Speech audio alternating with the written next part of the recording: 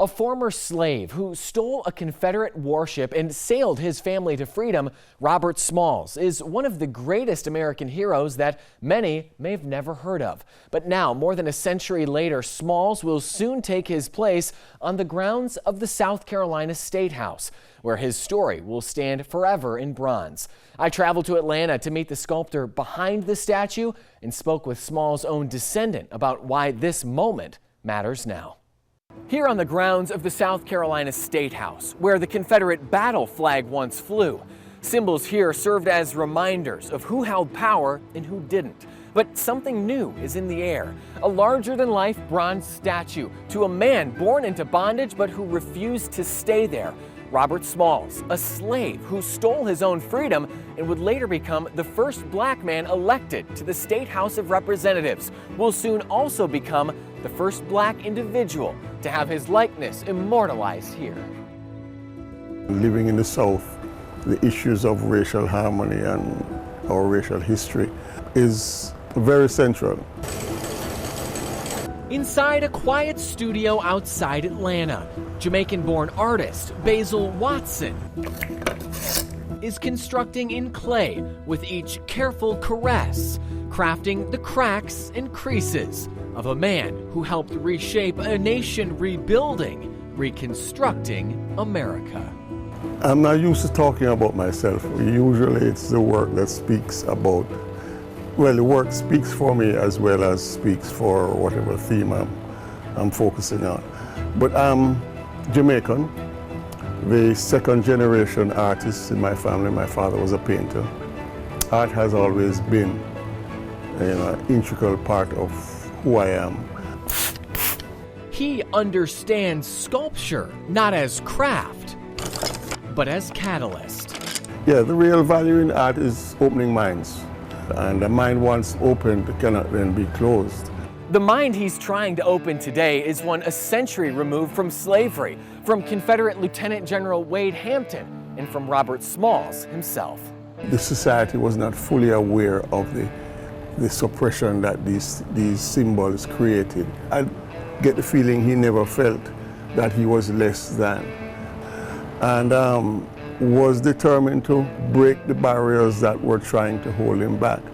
Watson studies the few surviving photographs of Smalls, not only to recreate the way he looked, but to understand the man he was. I would describe him as somebody of personal pride and dignity, somebody who feels himself capable and worthy, always having a vision of where he can be as an individual and as part of his community.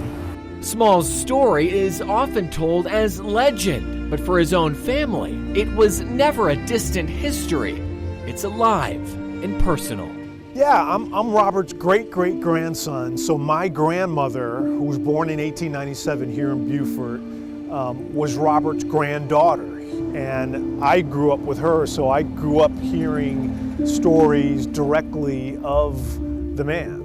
You know, I'm struck by the fact that it's almost exactly 50 years to the day that I unveiled this bust. When I was 13 years old, I was in 8th grade, came down, there was a big Robert Smalls Day. You know, Robert has just meant an enormous amount to my family, of course, and to me. As I have said, I think there's so much in his life for everyone. Stories for everyone, for all time, not only of heroism, but humanity.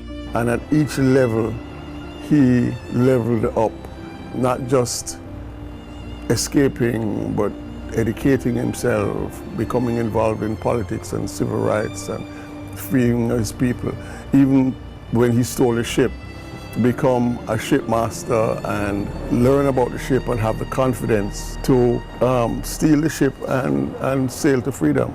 Despite all this, it's taken more than a century for South Carolina to elevate Robert Smalls to its most prominent public ground, our capital.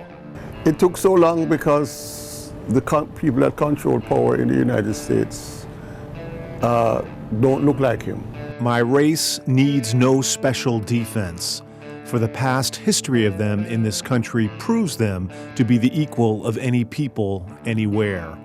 All they need is an equal chance in the battle of life. The battle continues, the struggle continues, and the playing field is leveling. Watson has sculpted giants before: Martin Luther King Jr., John Lewis, Hiram E. Mann of the Tuskegee Airmen, and even Usain Bolt. But knows Smalls carries a different responsibility, a different weight in South Carolina.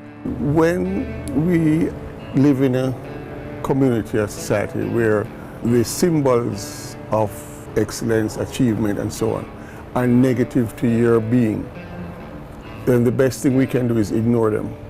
When you flip the coin and put inspiring images out there, then you will start to see the positive response, the inspiration, people looking at it, people gravitating towards these symbols. And Smalls' descendant says that visibility matters. He's someone who gave himself the permission to dream big dreams. Look, there was a time when he was enslaved and he was considered a piece of property, and he had no real rational right to dream the dream of being freedom, but yet he held on to that dream and figured out a way to make it happen. An immigrant himself, Watson shares that dream and sees Smalls' story as part of the larger American identity, an image that's still being defined. Well, the question is, what is America? America is a country of immigrants. I am an immigrant, and I think I'm making a positive contribution. I think he would call out the contradiction in the whole concept of, who is American. I think he would rally and call people to hold truth to power.